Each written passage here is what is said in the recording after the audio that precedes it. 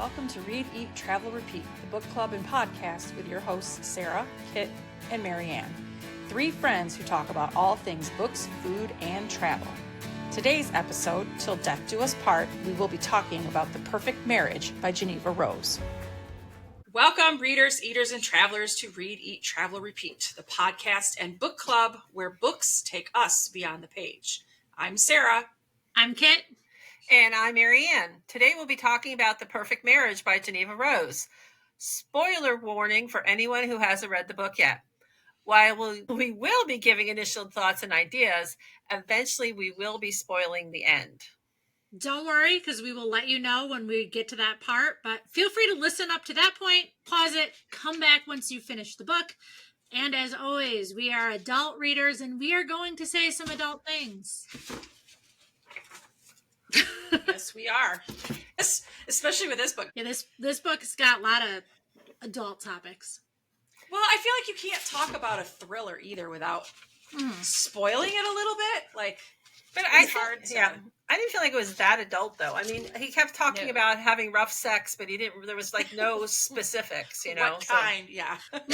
And other than where they found semen was in multiple places, but other than that, it wasn't it wasn't like a clinical anatomical detailed. It wasn't scientifically accurate. Yes, that would make this a very different podcast. If we were. Insert tab A into slot B.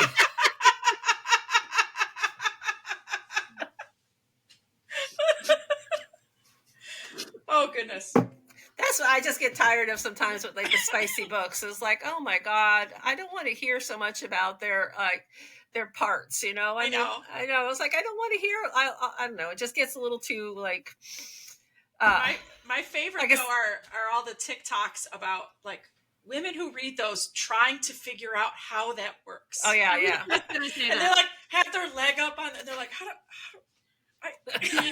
number of times, I want all the information. I want to know exactly what you think you're doing, because I am that's not possible. There's no way your leg is there and his face is there at the same time. It doesn't work that way. It doesn't work that way. I want all the information. Yes. Sometimes I'll be a man wrote that. That is definitely not how it happens. I forget what her name is, but there is one TikToker that will read out, male authors will read out how they described her boobs bounced boobily. Half-filled water balloons shoved. And you're no, that's not how it happens. It is. No. Mm-hmm. All right. Well, what's going on, guys? What's been happening in the last last few weeks? I've just been trying to get a ton of hiking in. I've been making videos for the education consulting company that I co-founded, that I started when I quit my librarian job. And we have our first event in a couple weeks in New York. We're taking our planetarium to a maker fair and be getting all the kids. We'll have some fun with our planetarium, and we've got a gravity lab, all sorts of hands-on stuff. So I've been so cool. Working around the clock trying to get binders made and bookmarks and slapping QR codes on things. And do I have a presenter one sheet printed out? So a lot of prep to make it this is a professional company. Here's all of our stuff. Very cool. And nice. Also come talk about stars with us. Very cool. That's very cool though. I just got back from camping at Disney World. Fort Wilderness is just my happy place. I mean, it's just Disney adults with travel trailers, and we rent golf carts and decorate the golf carts. And I don't know if you saw my video. There's some of these people are insane. There's the man who literally, or the couple rather, they literally have 200 Star Wars Stormtrooper figures. Oh, that's so cool. And I would nerd out over that. Right, well, they dress them. They dress them up in different costumes. Some of them are 5 feet tall. I have videos of it. I'll send it to you. This time they were all dressed in lingerie and bathing suits. Okay. at Christmas time, they all have like Disney ears, and they had on different college T-shirts. Yeah, the guy, takes them literally a day to set them up. And so like you rent a golf cart and you drive around and you look at all these crazy things that people do. And like we had Easter baskets out, and people dropped off things to our baskets, and we dropped things off to other people's baskets. And because I love books, I brought my little free library with me, my little traveling little free library. And people were taking books from my library and leaving books in my library. Nice. And I did find another library in one of the other camping loops. So I left them some books with some of our bookmarks and stamps. So good. It was a lot of fun. So what about you, Sarah? What are you up to? I went to Traverse City a few weeks ago, which is beautiful for anyone who's ever been in northern Michigan. It's like, it is one of my happy places. I don't think I could live there in the winter. It's pretty harsh in the winter. We had a 90th birthday party, and it was in the old state asylum up there. Oh, wow. They have like turned into like this condos, shopping centers. Like, I have been fascinated with this place since I was little, because I used to go up to Traverse City when it was literally falling apart. And there's it's the old kind of asylum where women went for hysteria and had lobotomies, and everyone with TB was there. Like, so there's like, it's really tragic. It's really beautiful now, but I was kind of geeking out. It makes me want to write again, because I was like, ooh, this is so cool. Yeah, I bet. That sounds cool. And I went to a few bookstores, of course, when I was there. I have a couple favorites. So, and then our gymnastics injury from last week with my daughter. She went back to school today. So, yeah, it was a weird one. I won't talk about it on air because it's weird, but her face is still pretty bruised. She's like, yeah. Poor kid. But she has regionals this weekend, so we're hoping to get cleared. Yeah. So she can compete. Otherwise, I will be driving to Ohio just to watch. Oh, she wants to go watch her team. I'm like, oh, of course. 5-hour drive to Akron, Ohio. Sorry if you're from Akron, anyone listening, but you know. Although the only cool thing about Akron around there is that's where Cuyahoga National Park is. It is, and that's beautiful. Yeah, we're gonna take a day. I told her, I was like, we're gonna go a little bit early, and I need to go to this. It's the one we've not been to this one yet. So when Morgan and I did our massive like 6-week road trip, national park road trip, that was the first one we stopped at, and it's an interesting one because it's not like all continuous. So like yes, you can like go to all these places, but and there's like a town in it. My parents have been there. They're like, there's like a town still in it. And there's one really cool hike that we did that like took us to waterfalls, but it's you're like on a ledge almost. So like there's not, you can like barely pass people, but my dog's going to scratch the ground like a crazy man over there. There was like a nest of snakes like in the rocks. Ooh. Like when we walked through, they weren't poisonous or anything, but they were like face height, and I just remember we were all like, like leaning way out over like the rail. Let me just pass by here. Like, excuse us, we need to get through here. But beautiful waterfall. But my big takeaway was the wall snakes. Yeah, I'm excited about it. So, all right. So, what are our initial reactions of this book? Who's going first? I don't care. What's that? I said you. Me? Sure. You're the first one on the sheet. Am I? Okay. Yeah, you are. Okay, so overall, I enjoyed it. I really liked the twist at the end. I did not see it coming. However, some of the writing, the language, the dialogue seemed a little stilted for me. Like, not something like you'd expect someone under 50 to be using. Like when the way kept referring to what was the girl's name, Kelly, as his mistress, and I just find it hard to imagine a 30-something-year-old person referring to their lover as a mistress. It seems very dated, and some that just seemed kind of it didn't seem to fit the age frame. Also, I don't know, I almost felt like sometimes like she was writing what she thought she should be writing, not the way she would normally speak. I don't know how to explain that. Kind of like I have to be more professional and write this with fancier words instead Right. of like the words that you would normally use as a 30-something-year-old person. Like this is one I wrote down, that bitch of a mother-in-law really clocked me one, and the gaudy jewels that adorn her knuckles didn't help either. And I just can't imagine someone in their 30s using gaudy jewels that adorn her knuckles as a phrase. But that's just me. I would say gaudy. I love that. So would I. Gaudy, I'm not yeah. 30. I'm not 30 anymore either. Not anymore. Gaudy I can see, but adorn her knuckles, that bitch had a bunch of rings on her fingers that rocks. She had some rocks. Yeah. So that was the only thing. But all in all, well, I don't know how deep we're going to go into this right now, but this past weekend while we were camping, my adult children came to visit. They hang out with us, and my older daughter brought 2 books that she wanted to show me. And what were they but the collector's editions of The Perfect Marriage and The Perfect Divorce. I love that. I love that too. And not knowing that we were going to be talking about it. This is our book, yeah. And to me, that just speaks volumes, that even though maybe I didn't like jive with the language that much, it doesn't matter because it wasn't written for me. Just kind of like we talked about with Twilight. Twilight wasn't written for me, but the audience it's written for is eating it up. And I love that because it's creating a whole new generation of readers. So that's where I'll stop for right now. I found too, kind of what you were saying, I found it so interesting. And I always read the author's note at the end because sometimes I find you learn so much about the book or the person after. And reading that, first of all, the version, of course, we read was the 2024 version. We assume all of us did, where she rewrote it. Like she fixed it because she said it was her first book she ever wrote.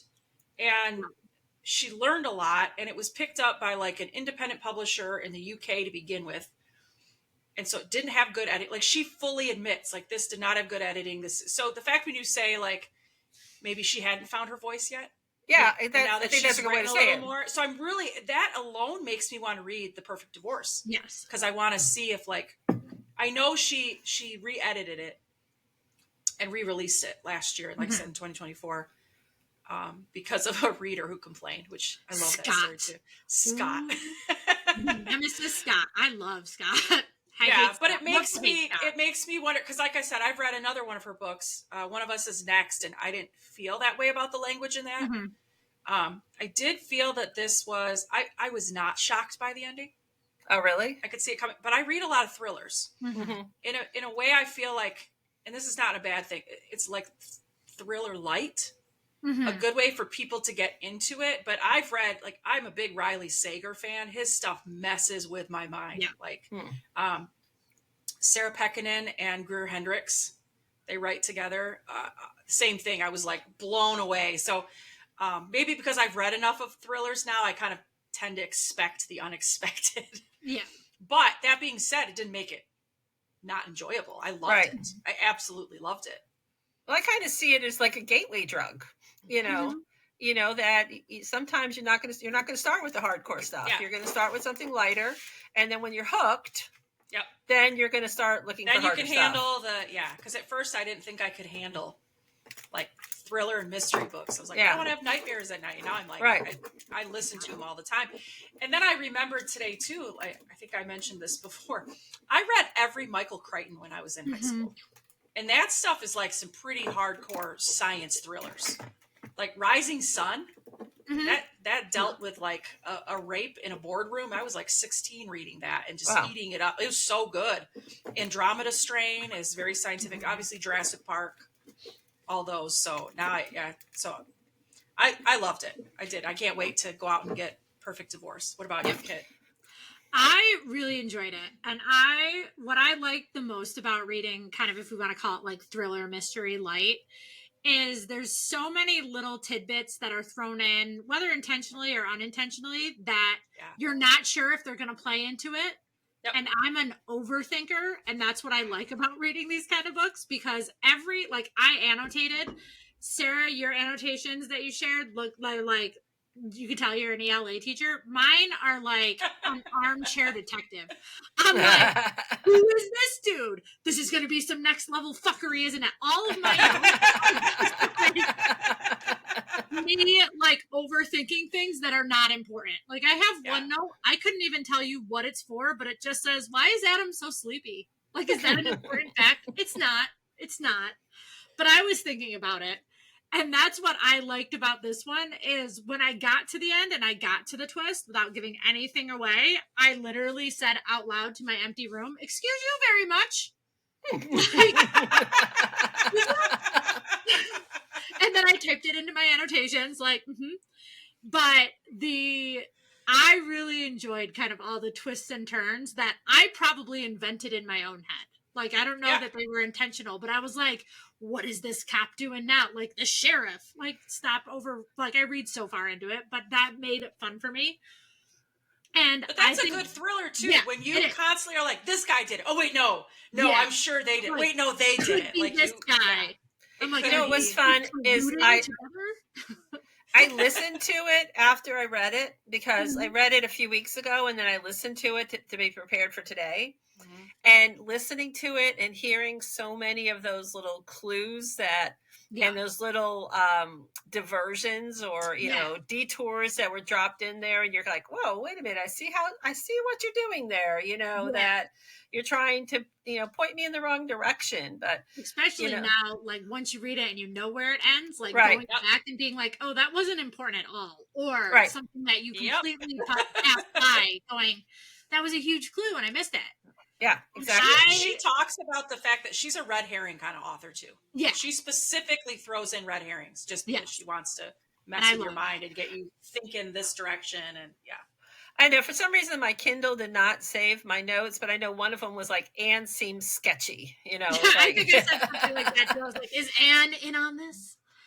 For Adam, the way I think I said this to you guys like on the side, but the way I read him, like all of his, like, he's trying so hard to be fancy and like prove to his mom that he's like, I'm a rich guy too. Like I can live in this world, and he's just failing miserably. A lot of the time, like when some of the words and the way he says things, I'm like, dude, you are trying way too hard. Like, to be this person, and you're just like, you're a starving artist and you're acting way too bougie for that situation. Like, pull yourself together.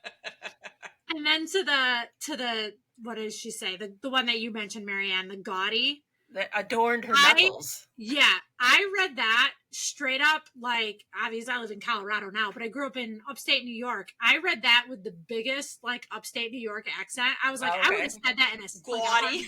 Gaudy. Well, because upstate New York is like mad Midwest. Like, I don't know what happened, but we have way more in common with like Wisconsin than we do with like New York City.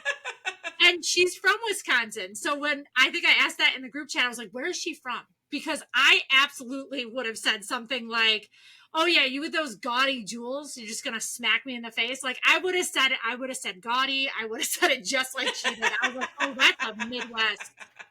That's a Wisconsin. Wisconsin. Gaudy in Wisconsin. I literally in my head was like, ooh, that's gaudy. It's a little gaudy. No, the gaudy, like I said, the gaudy part was the adorn my knuckles. Adorn her knuckles. Yeah. That was like, okay, but you know what? It doesn't matter. That's me, and it's not written for me, so I'm just gonna shut up.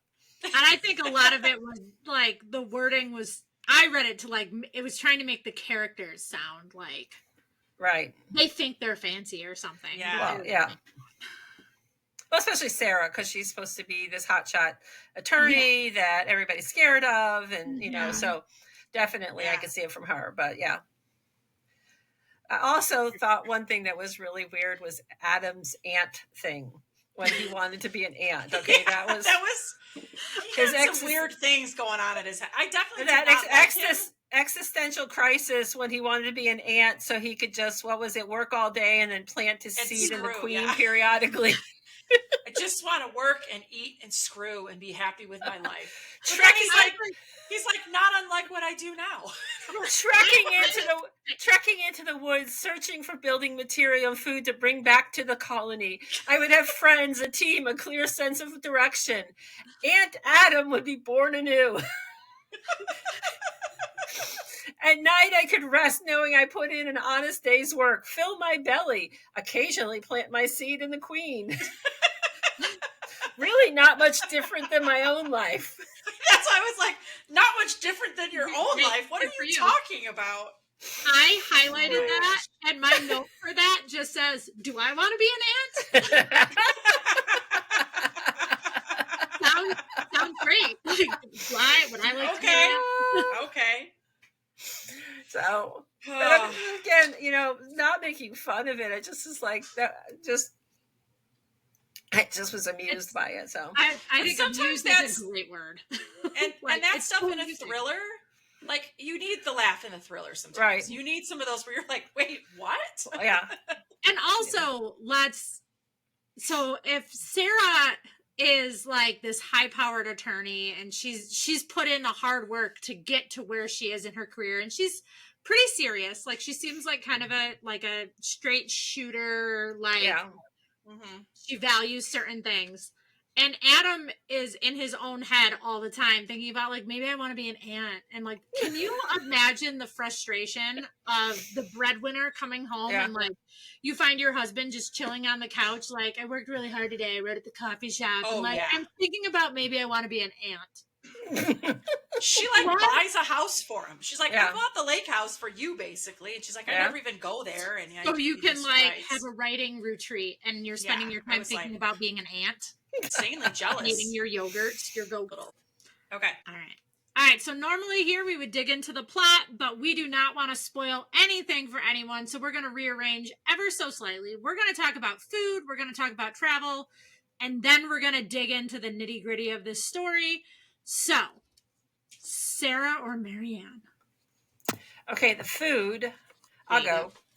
Okay. I was really fascinated, like by the restaurants that they went to, like with the bitch of the mother-in-law, when took her to, what was it, Pineapple and Peaches, or was it Pineapple and Pearls? Pearls. Pineapple and Pearls. Yeah. I was like, and I wrote it down. I know that. I had to Google it, and I just was like, paying $350 a person and you don't get to pick what you're eating for dinner just seems very interesting. But I would have liked, what I would have liked though more is more a description of like where it was, and was this in Georgetown? Where was it on Capitol Hill? Where was this place? Where is this place at in Washington, D.C.? I would like to, because I love D.C. It's one of my very favorite places. I lived there when I was a teenager. And so I would have liked to have been able to picture where it's at rather than just...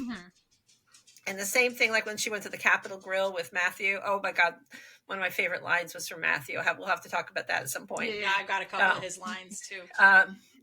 But I would have liked more detail about where they were at, because DC is just such an amazing town. There's everything is happening there.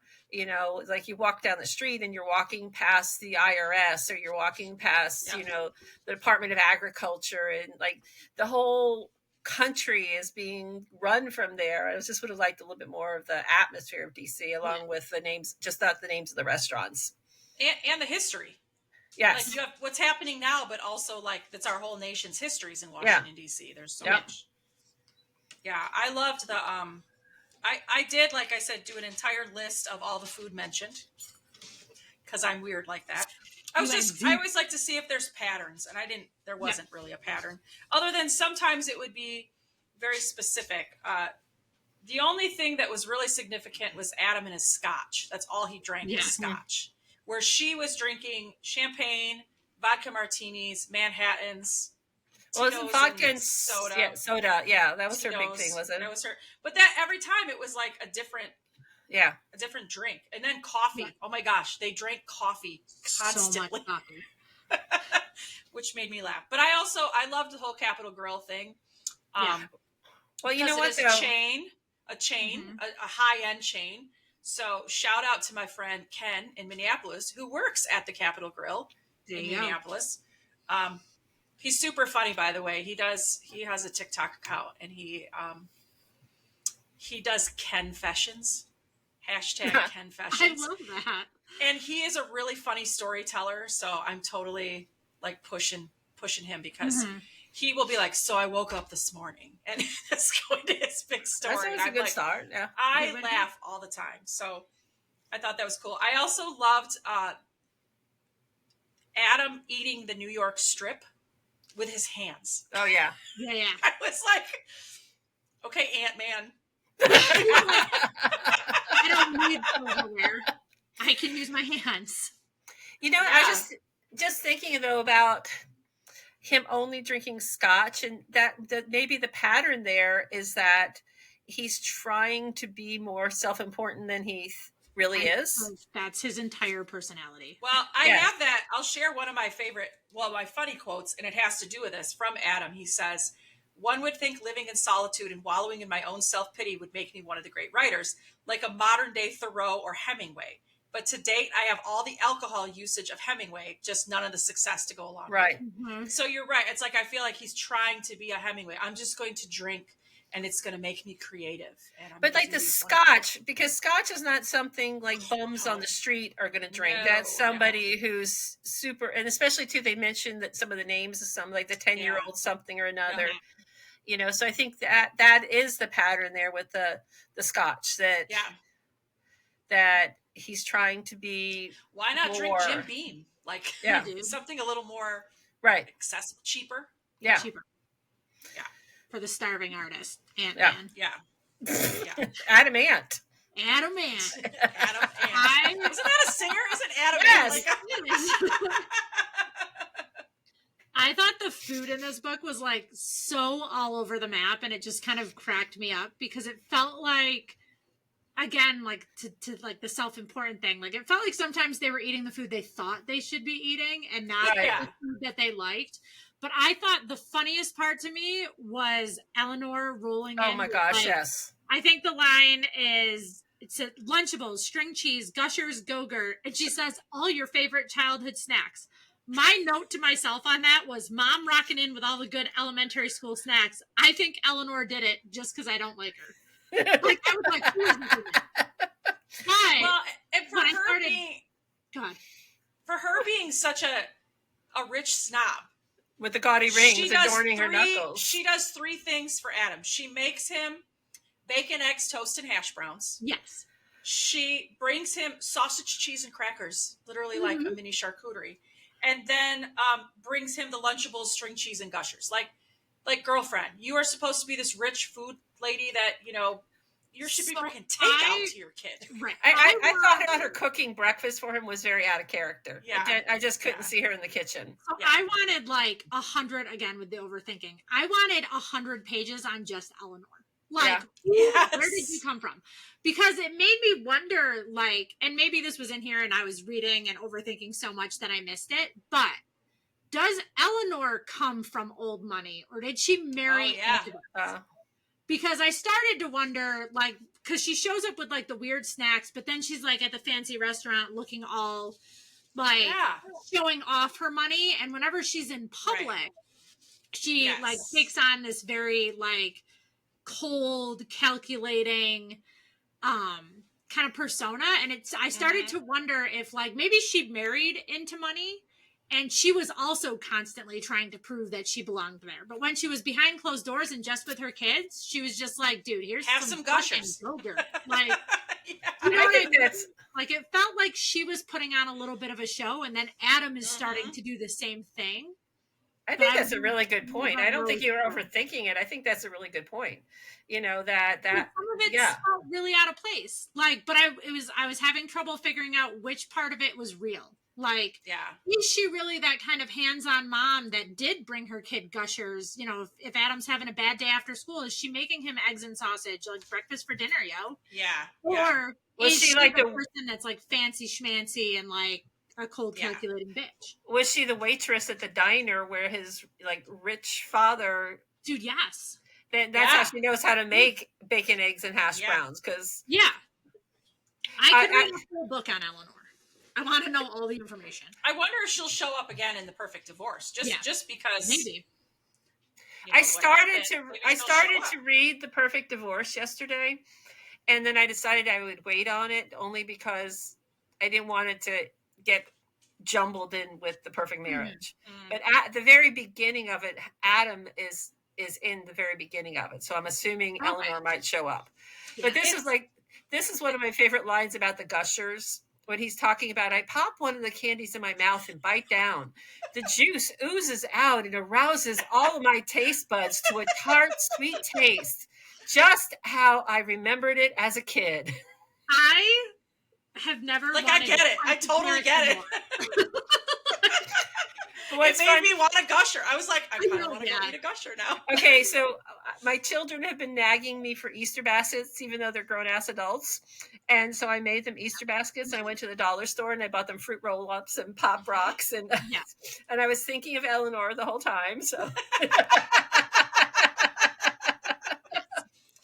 all good. And they were very appreciative. So I love it. Yes. Okay. Hit all the food stuff. I feel like I think I'm guessing, Sarah, you put this in here, was that what food does this book make you think of? Yeah. And I wrote it makes me think of poorly made steak for no particular reason. I just imagine Adam is horrible at cooking steak. And then all this food, because she was dropping off frozen steaks for him to thaw out later.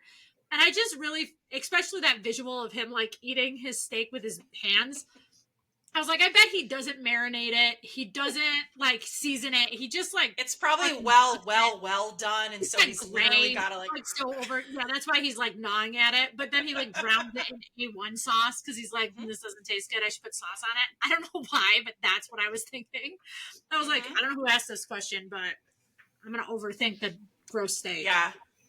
Well, sometimes when you read a book, it makes me think if they mention one food over and over again, that's all I want.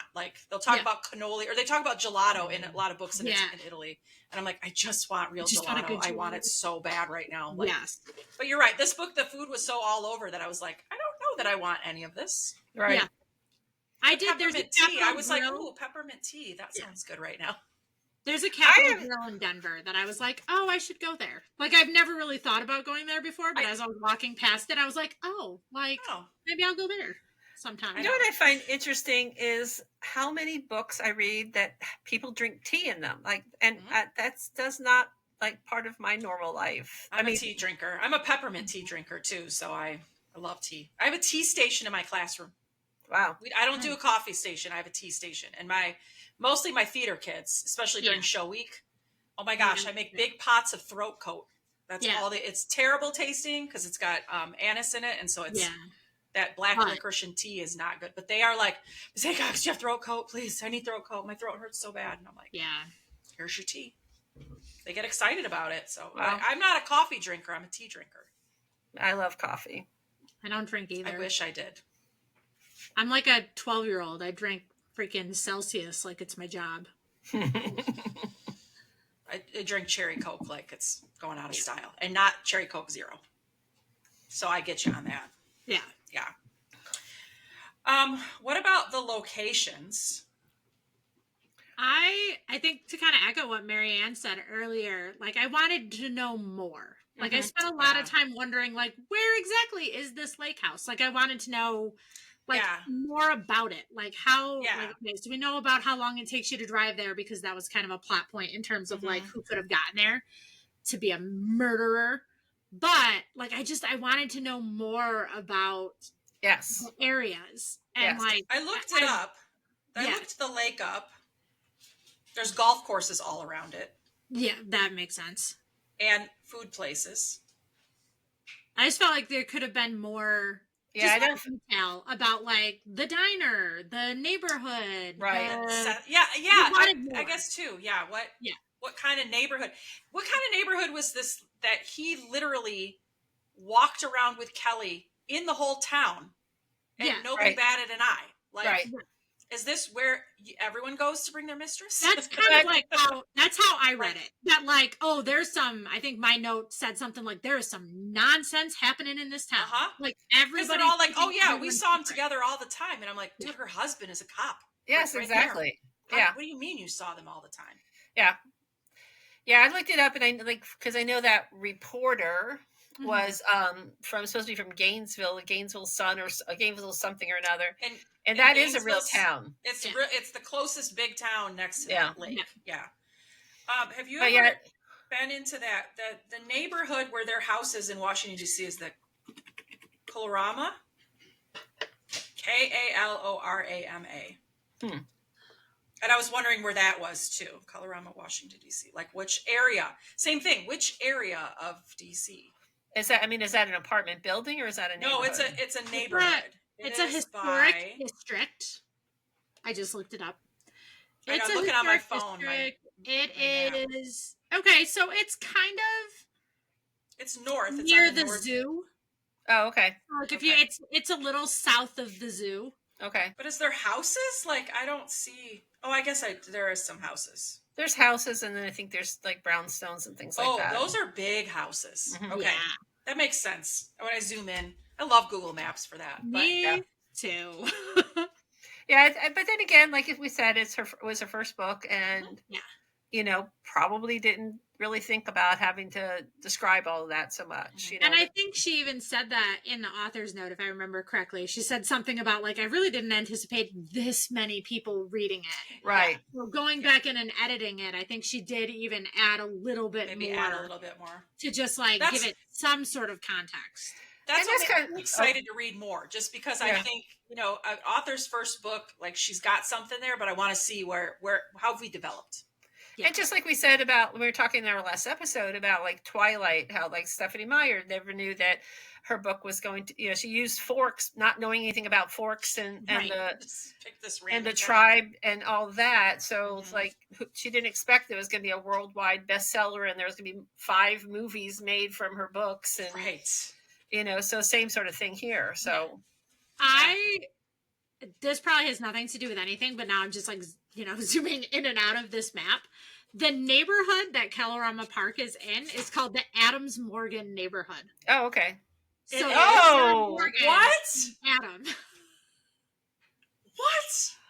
It's a crazy diverse neighborhood known for its nightlife. But it is called the Adams Morgan neighborhood. It's a historic area. It's like an art district. Wonder if she knows that or if that's purely coincidental. It's in big letters on this map. Wow. So I don't know. That's interesting. That's really cool. It's really beautiful there, though. Like that is definitely like if I were to go to DC, if I still lived on the East Coast, we used to go down to DC a lot for like races and stuff. I would definitely want to go visit and just like check it out because it looks really, really cool. Yeah, I've been to the zoo a bunch of times, so I'm sure I've walked through that neighborhood. So probably, it's a bit south of there, but oh wow, yeah. If you go to Street View on some of these houses, holy cow! Yeah, they're crazy. It's very like arty, lots of murals, very cool. Yeah. Interesting. I haven't been to DC since I was a kid. I want to go back so bad. Like I love DC. Yeah. Well, I don't know that I want to go right now, but no, I wouldn't. Maybe not this exact moment. But anyhow, that's okay. All right, our warning. Is this our official warning? Yeah. The official spoiler alert. Yeah, we're going to talk about the ending. If you don't want to. If you don't want to be you can just pause this podcast and then you can go read the book and then come back and hit play right where you left off. Can we talk about my favorite Matthew? Yes. Quote? Yes. Which one? Because I loved all of them. I think I know what one you're going to say, Maryanne. Yes. It was my favorite. Yeah. Say it. Do it. Okay, so this doesn't really have anything to do with the ending, but I just have to share this. This can be the teaser. Like, this is the last thing you're going to hear before you pause it. This is your reason to go read this book. And then come back. I loved when she asked her gay best friend Matthew to do some research for her, and on the download get some samples of DNA from some of the suspects that she had, and his response was, "Getting DNA from men, that's my specialty." I love that line. My favorite from him, which also does not spoil anything, when he's so snippy with the cops, with the police, and he says it's hard to hear alarm bells over the loud chewing of donuts. He was just so. I needed more Matthew. Yes. And I really hope, because he is Sarah's like best friend, I hope he is all over The Perfect Divorce. Oh yeah, that'd be fun. Although he kind of turned on her for a while there. It seemed like he was like getting suspicious of her. Yeah. I did love that he just kind of like swooped in though and was like, I'm here. Yeah. Let's do this. Yeah. Like everyone needs that friend that's gonna like go to bat for him. Yes. And what was he calling the DA, like night school attorney or something? There was somebody who was you know, because actually it was the DA was saying that to Matthew, and Sarah was like, no, we went to Yale together, because the DA was like, who's this guy? Do you find him like he graduated from night school or something? Yeah. Okay, so we're ready to talk about the twist. Now spoilers. Okay, so which of us thought which one of us I didn't see it coming. Sarah said you did, and Kit said you did, right? I don't know if I saw it coming, but I wasn't surprised. Okay. That it turned out to be. I thought it was Bob. Yeah. I thought it was Ann, but I thought it was Bob because I caught his last name right away, and I know I wrote that down when he's answering the phone, then he's like, wrong number or whatever, and hangs up. And then the next chapter said his whole name. And I was like, Bob, it's his last name. Bob Miller. Miller's his last name. It's gotta be him. And he was such an ass in the whole book. And was he her midnight visitor? That's what I think. I put my notes too. Who is the midnight visitor? That's what I said. It sounds like she was having an affair with him to begin with. And they both just wanted him gone. Yes. Well, yeah, they did, but that's the spoiler. But I guess he must have been the midnight visitor. Yeah, that's what I'm thinking too.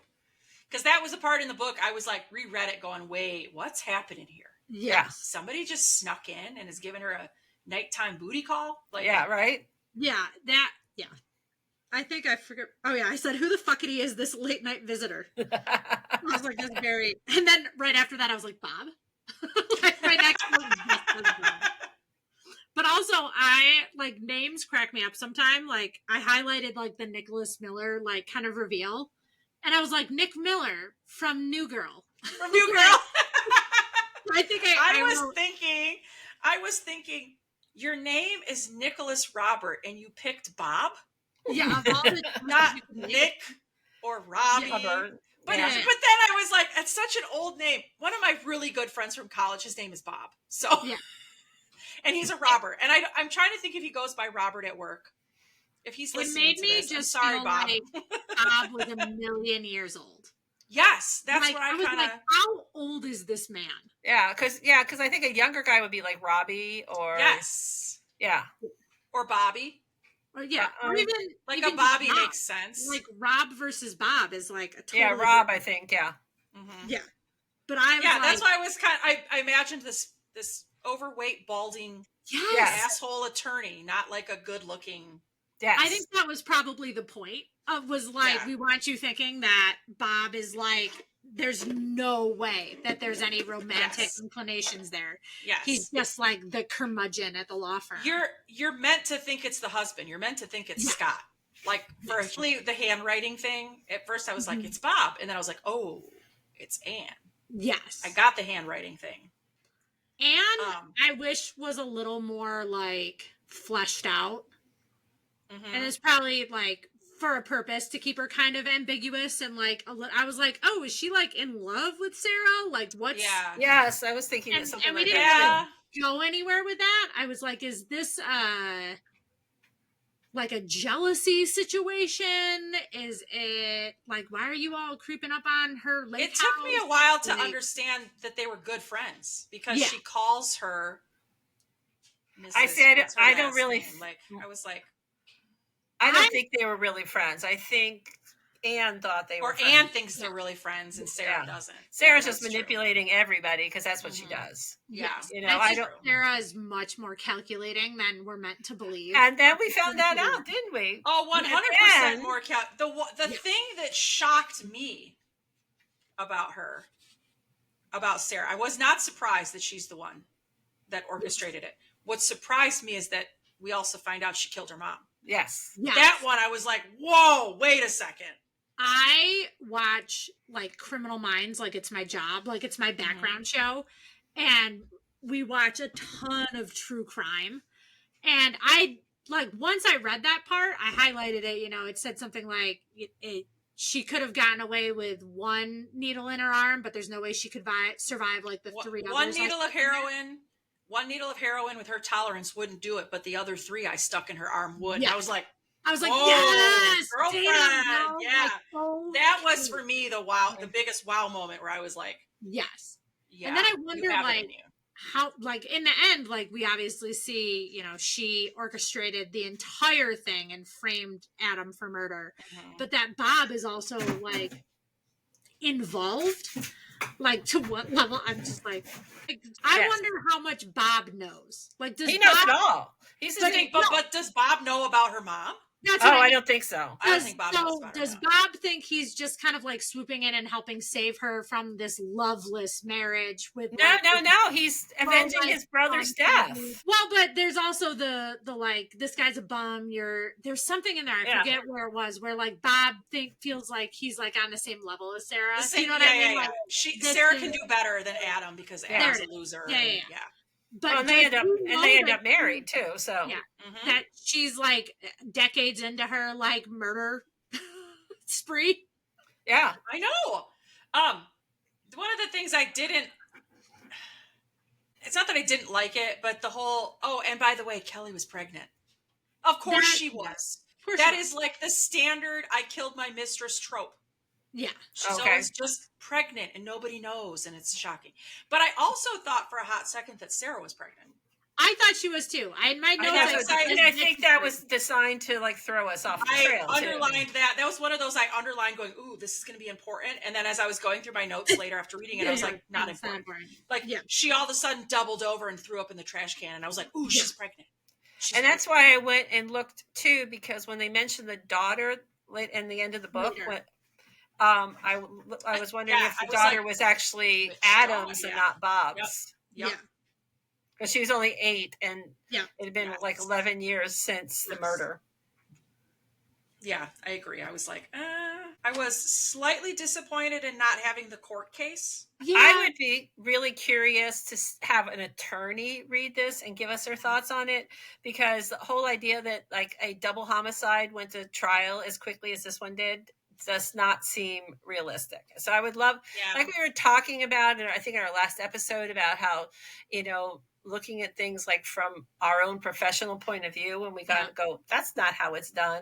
I would love to hear attorneys' thoughts on this. And like, what about all the appeals process? There's no mention of any sort of appeals process really. That I think in The Perfect Divorce, they mentioned something. Like I only read like the first 5% or something on my Kindle. Is the first part a transcript of what happened? The first part was... I saw that in an interview with her, and she was talking about, because somebody had asked if it could stand alone, and she's like, yes and no, you can read it by itself because there's like a transcript at the beginning that will catch you up. It's like, it's like Adam reflecting on his time, and I think you probably could, but I mean, I don't know. I don't see the point of reading a book that's a sequel if you haven't read the first one. That just seems pointless to me, but... But... Yeah, I felt that's one thing I wrote down, or I thought I did, but it disappeared. Like, I would love to see what a legal expert would say about the whole way this was run. But again, she didn't think that she was writing a major bestseller, so she probably didn't do research that. Skipping the trial is probably like a calculated risk, like because if you mess it up, if you try and write all the ins and outs of the legal process and you mess it up, then you're fucked. But if you kind of just do like a fade to black, as it were, surprise, he's been convicted and is on death row. Yes. People who know can fill in the blanks, and people who don't know can just go, oh, okay. So there's probably a trial. Right. The interview I listened to of her today on another podcast that I really love, she said that a lot of people thought when she first pitched it that it was going to be a courtroom thriller, like a John Grisham. Oh, She okay. was like, no, this is not, this is a murder mystery, not a courtroom drama. So it makes sense. It makes sense. She's like, I don't have that, but it was interesting. Yeah. I guess for me, having like the most recent audiobook I'd listened to was Small Great Things by Jodi Picoult, which is very detailed on the whole courtroom process. For me, that just seemed like just such a complete 180 from what I had just listened to that struck me. Yeah. I think for courtroom stuff, you either have to go all the way in or you just got to kind of gloss over it. Right. Because you don't want to mess it up. Yeah. I just listened to a thriller too, and I'm trying to think what it is. I'm trying to look it up. Is that Buddy? No, that's Oswald. Oh, that's Oswald. All of us have dogs, but only one likes to be heard all the time. Right? Buddy's reached his like old man era. Oswald is barking probably at a squirrel or something. Oh, I listened to The Marsh King's Daughter, which also kind of skipped over the court case, but that wasn't the main. No, there's another one I just listened to.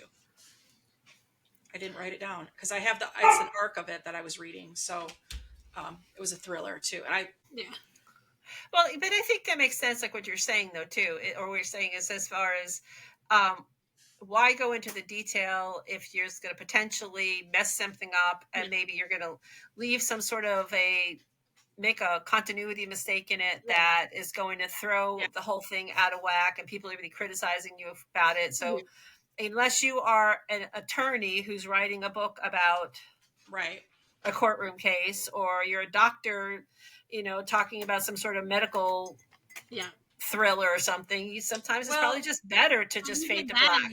Like, you have to be specific to like the area. So like she's, if the author's from Wisconsin, even if you are an attorney and you're an attorney in Wisconsin, being an attorney in DC is going to be a completely different process. And then is it a capital crime?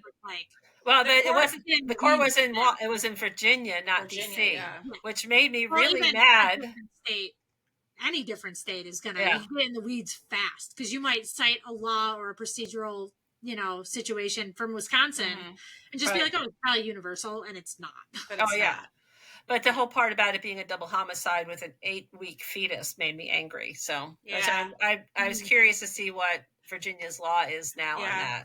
But it also, like she said, the book is not about the court case. Right. The whole point was the outcome and the fact that she waits 11 years while he's on death row and then tells him at the end, I know you didn't do it. Yeah. Walks out and he's like, wait, hold on. And then he realizes literally as he's being like, wheeled into the murdered, that he realizes what she did. As ice. Because there's no time for him to, he can't do anything with that information at that point. And actually, if I remember correctly from when I started reading The Perfect Divorce, there was some line about how Sarah's not divorced me because I think she still loves me.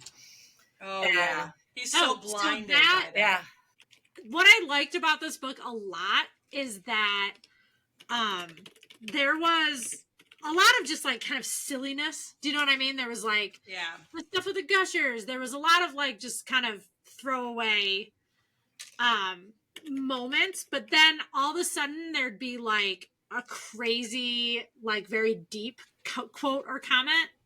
Let me find the one. So the line where it says, even when you have nothing left in your life, hope is the one thing that can never be taken away.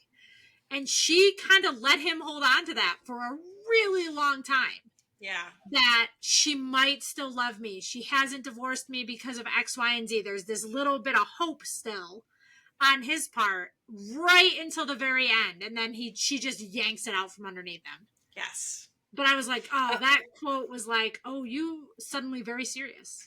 Okay, so I just pulled up my copy of the Perfect Divorce. And the very beginning of it is an interview with Adam. Mm-hmm. Okay. And the interviewer says, do you still have hope? And Adam says, I do. It's the one thing they can't take away from me. Yeah.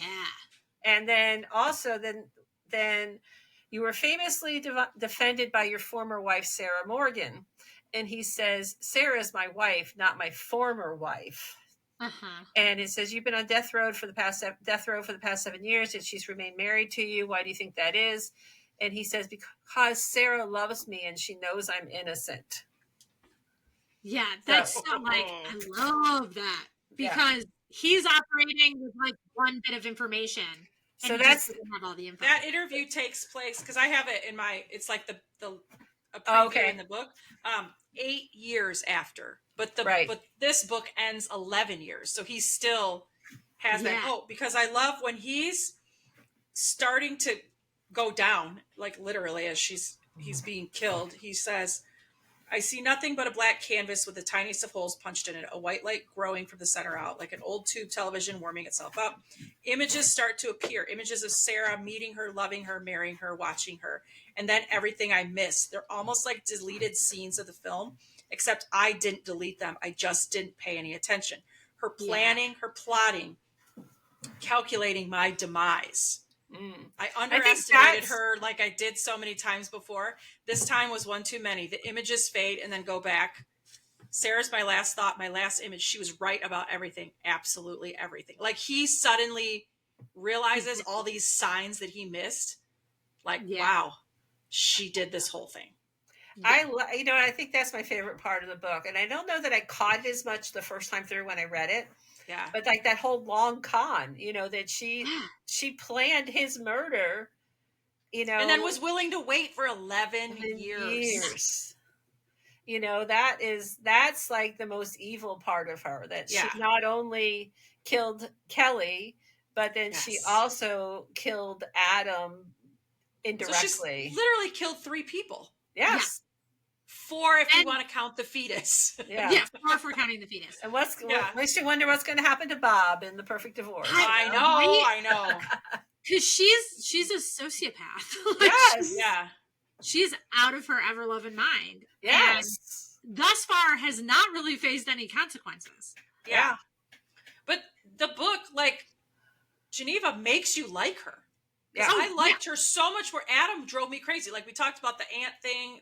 I have tons of quotes written down where he's just like, Sarah's career always comes before me, before everything. I don't foresee that. Like I'm like, dude, shut up. You can't just say that and go have an affair. Yeah. Like, she's funding your lifestyle, dude. Like you're. Yeah, can I just talk about the mother-in-law for a minute? Because how much I hated her. Oh my gosh.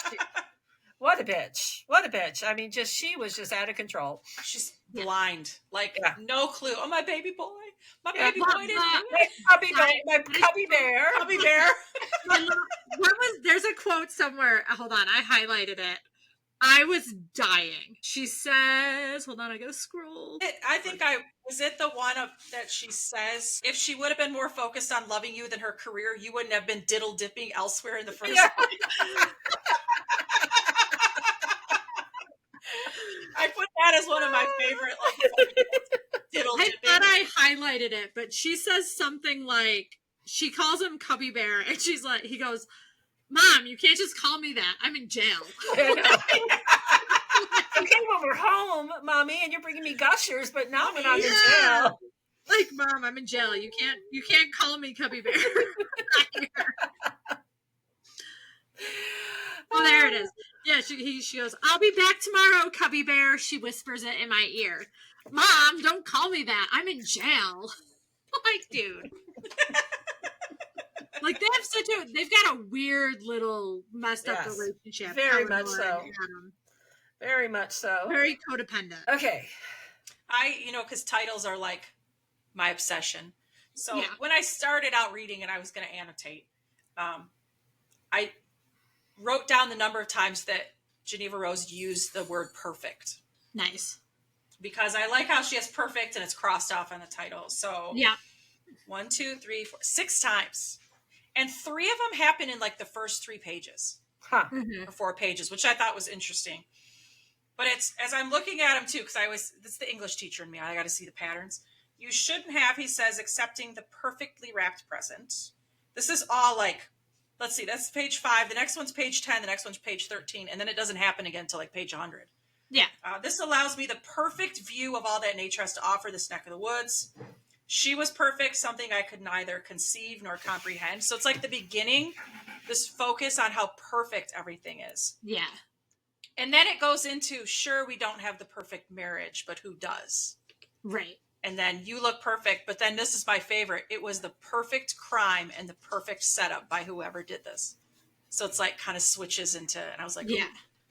my nerdiness likes that.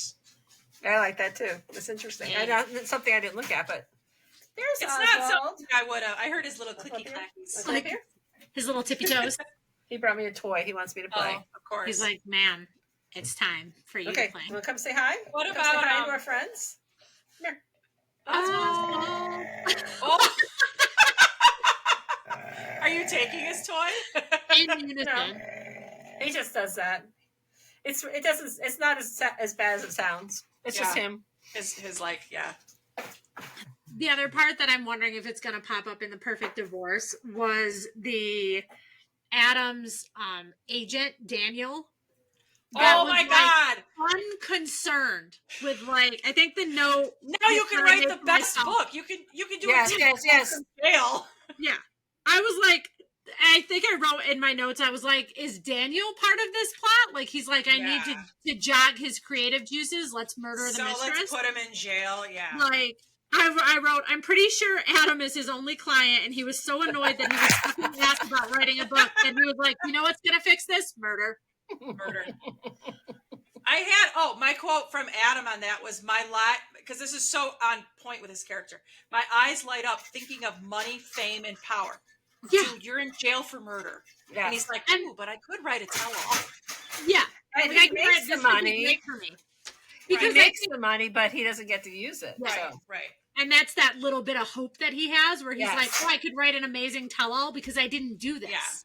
Yeah. Like, I could write, even though he's, like, absconding from the prison, like, he's made so many fucking mistakes. Even if he didn't do the actual murder, he has done so many things wrong. Yes. That, like, there's no way he's getting off this scot-free.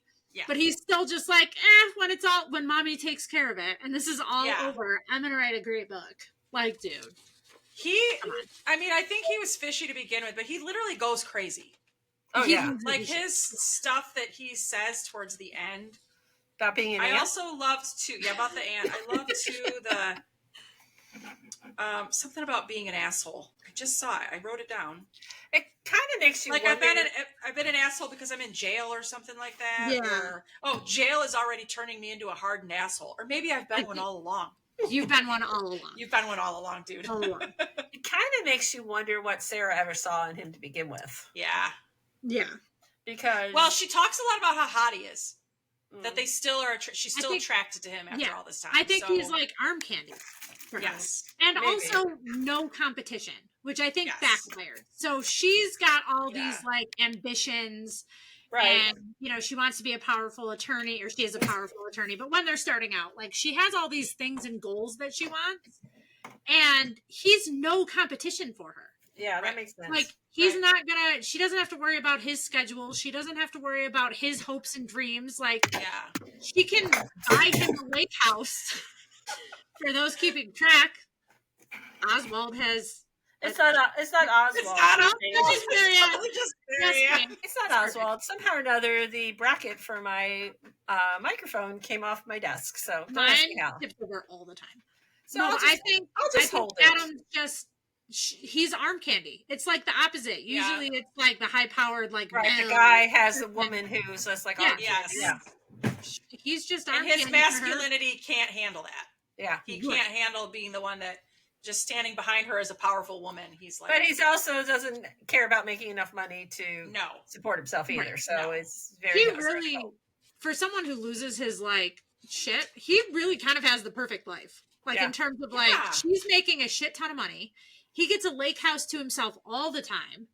The only thing he has to do is try and keep it in his pants publicly. Yeah. Which he clearly can't. He also, at one point, he thinks about killing Rebecca, the reporter. Oh, yeah.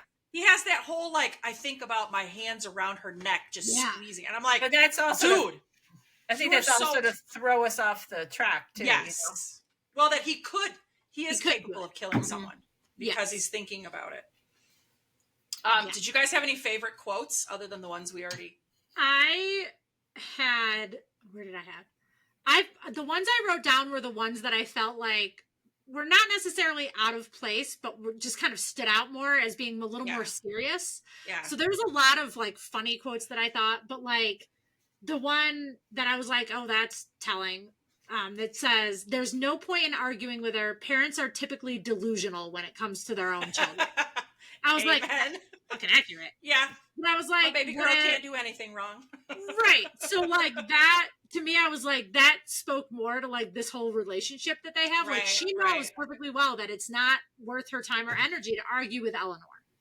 Yes. She is delusional. It's not going to serve her at all. I was like, okay, like that felt like a truth. There was a lot of parts of the story where I was like, oh, this is trying to point me at something else. This is trying to throw me off my game. Yeah. But then there'd be these little moments where I was like, oh, okay. Like this is giving me actual information. Yeah. Yeah. And then I loved at the end when she says, Adam, you will spend the rest of your very brief life thinking about me. Yes. And I want you to know that I will never think about you again. Yes. I was like, damn, girl. Like, okay. Yes. Like, good for you. Because, and at that point, I would like, you realizing. Didn't know for sure. Yeah. You're realizing as the audience, like, you're not quite there yet. You don't know that she orchestrated this whole thing. Yeah. And at that moment, I was like, bitch, you cold as ice. Like, good for you. Like, good for you, because he did the thing and he ruined your life. It's been 11 years and you have not forgotten that he cheated on you. Yeah, so like he did this thing, and then like 2 seconds later, you're like, oh shit, she did it. Like, yeah. Yeah. And like the whole idea too, that the fact that she was his defense lawyer, so it wasn't like he could call his lawyer and says, I've got new evidence, because she was the lawyer. So there was no way for a last minute reprieve. No. Which is why she was so good at the crime, because she knows how a lawyer is going to question. And how a lawyer is going to, what they're going to look at. Yeah. I had a few that I thought were funny. The first was, my corner office is on the 14th floor, which is as high as one can get in DC without erecting a phallus taller than Mr. Washington's. And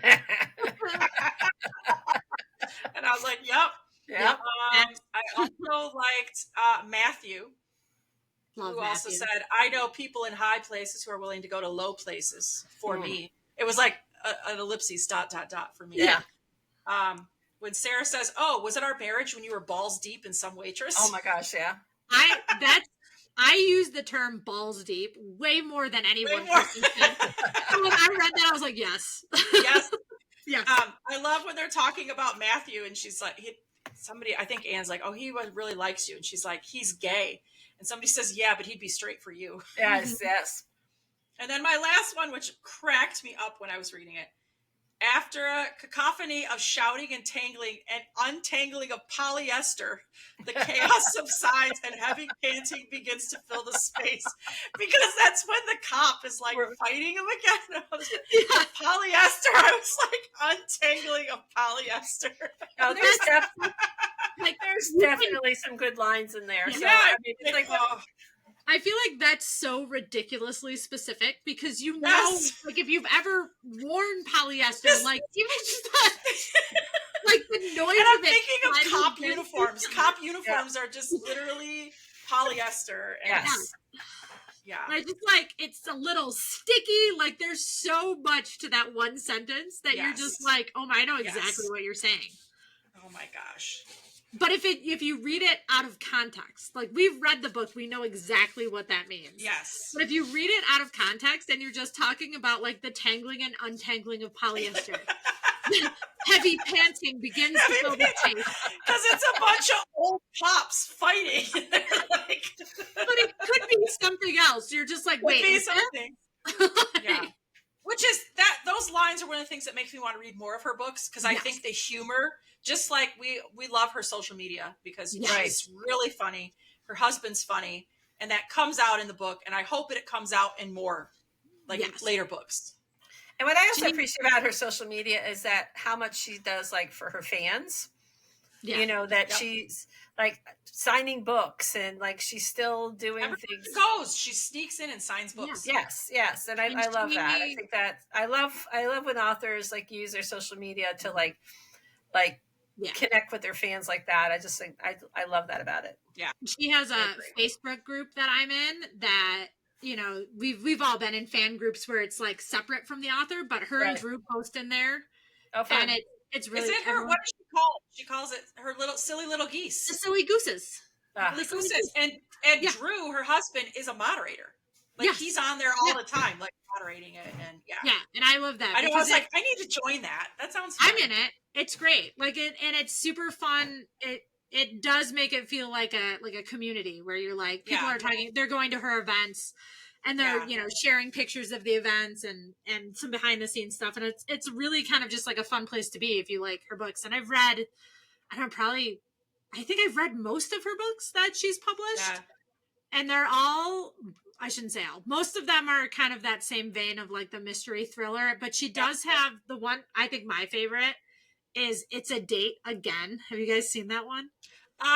No, I haven't, but is that her one romance? It's like it's a rom-com, but it still has that little bit of mystery kind of thrown in it, because it's a girl who is like just trying to figure out like, why can't I ever find love, like that kind of very like typical trope.